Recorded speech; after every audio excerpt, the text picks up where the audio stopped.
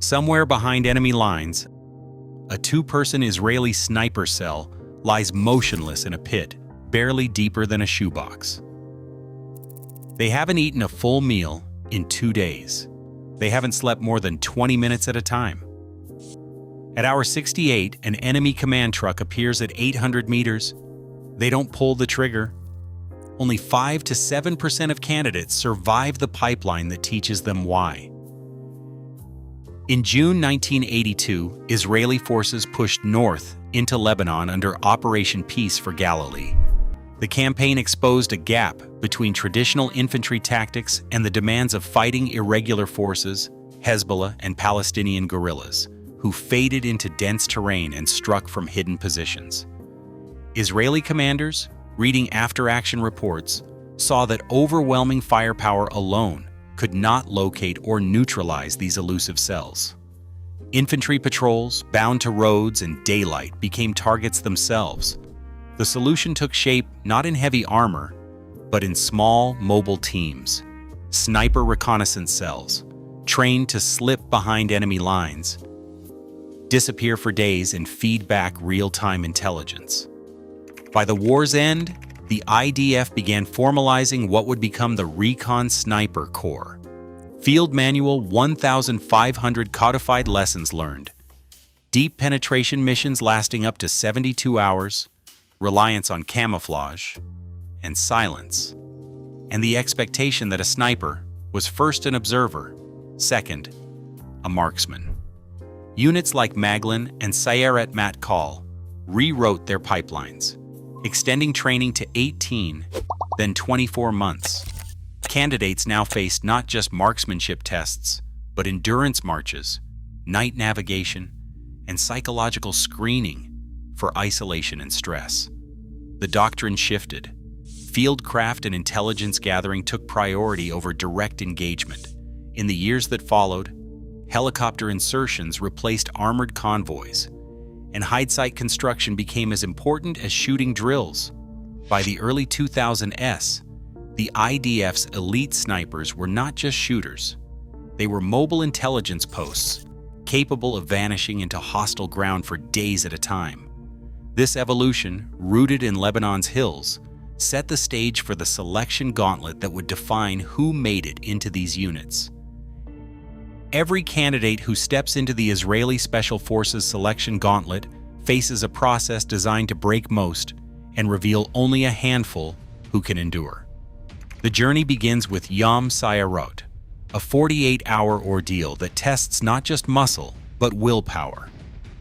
Each recruit hauls a 35-kilogram pack across rugged ground, navigating through darkness and exhaustion. There is no GPS, no outside help, just a map, a compass, and a relentless clock. Medics monitor heart rates after the longest marches. Anyone who cannot recover to 70% within 10 minutes is quietly removed from the line.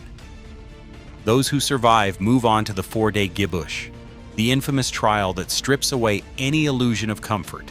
Camouflage is built and torn down under the glare of infrared detectors.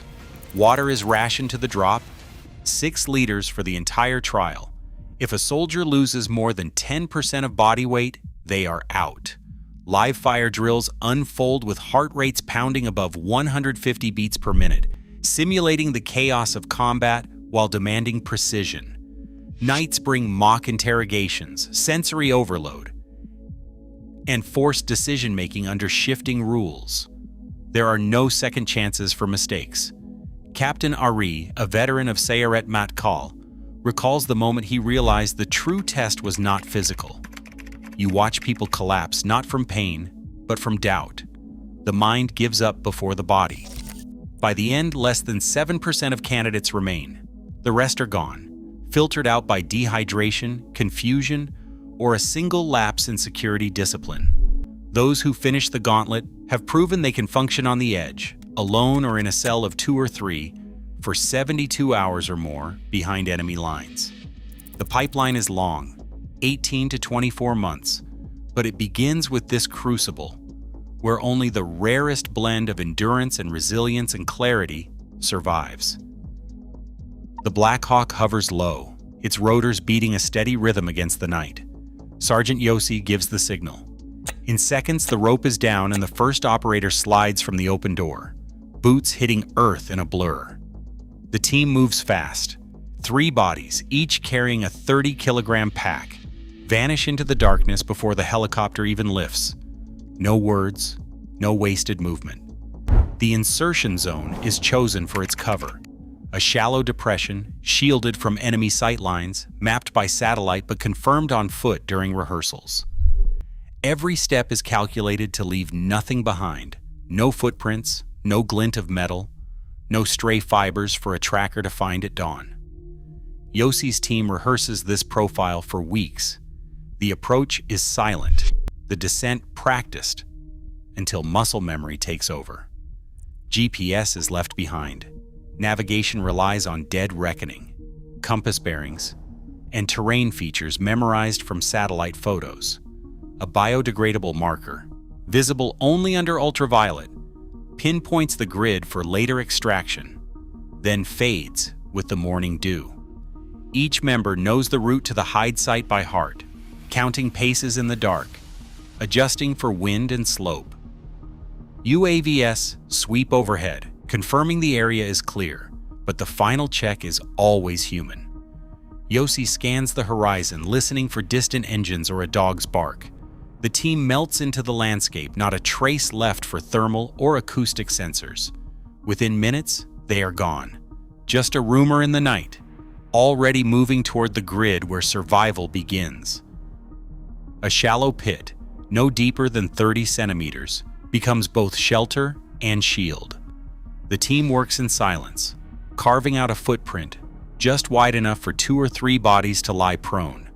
Every handful of earth is piled on the leeward side, forming a low berm that will later vanish under camouflage.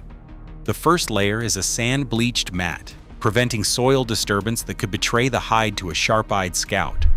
Next comes shredded foliage, pulled from the immediate area, and a scatter of loose debris to blend the site with its surroundings. A thermal visual concealment blanket, TVC, engineered to reflect ambient ground temperature, drapes over the pit and berm, masking the team's heat signature until it registers as nothing more than a patch of warm rock on an enemy's infrared scan. Netting, laced with native grasses, stretches overhead. Each edge is weighted with small sandbags filled on site,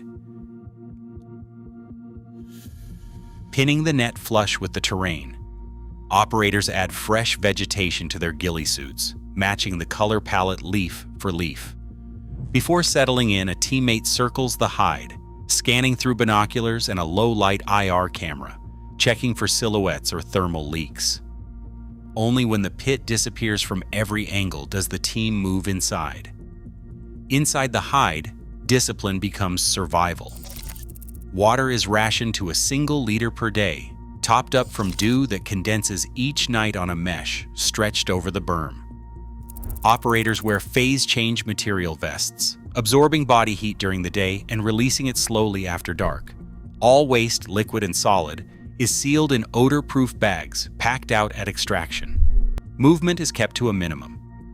Every gesture calculated to avoid disturbing the camouflage or creating a glint that could betray their position.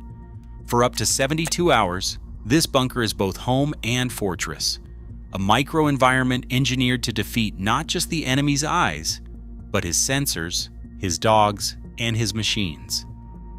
Hour 68 draws near. On the rooftop, the spotter's eyes never leave the alley below, even as exhaustion presses in around the edges.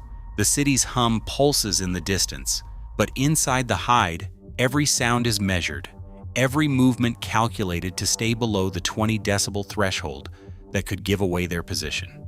Each operator moves with a quiet step gait, shifting weight heel to toe, muscle memory drilled to avoid the scrape of gear or the snap of a loose thread.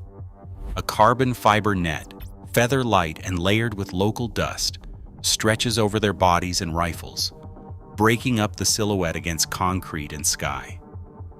Micro-sleep is rationed in 20-minute cycles. One pair of eyes closes, the other widens, scanning for the hint of a muzzle flash or the glint of glass in a window. Low-power radios, shielded in foam, whisper updates in clipped code. Never more than a few words, never enough to betray a pattern. The spotter's vigilance is the team's lifeline. As fatigue deepens, the line between patience and paralysis grows thin. The city waits, and so do they, knowing that a single mistake now could unravel 70 hours of silence. Hour 68. The spotter confirms a column of enemy vehicles moving into the kill zone, their heat signatures blooming through the thermal scope. The rifleman's finger hovers near the trigger guard, 800 meters out. Wind steady, the shot is within reach. But the mantra drilled for years, observe, don't reveal, runs through every mind. The team's silent hand signal travels from spotter to shooter, hold fire. Instead, the observer relays coordinates by radio, encrypting the message in clipped code. Seconds pass. Then, distant thunder, artillery, not a sniper's bullet, shatters the silence. The enemy convoy is bracketed by shells, their advance broken. The team remains invisible, their hide confirmed cold on thermal by a drone overhead. No shot fired. The doctrine holds, intelligence first, restraint over action. In that pit, discipline is survival. The team's control under pressure is the difference between success and compromise, a lesson etched into every operator during those 24 months of training. Mission complete, and the hide site remains undisturbed, the team's presence never betrayed. Today, in an era where battlefields are shifting and surveillance is everywhere, the true advantage lies not in firepower, but in discipline, patience, and the will to vanish. For those who endure 72 hours unseen, survival demands more than skill. It demands absolute mastery of mind and terrain. Stay vigilant.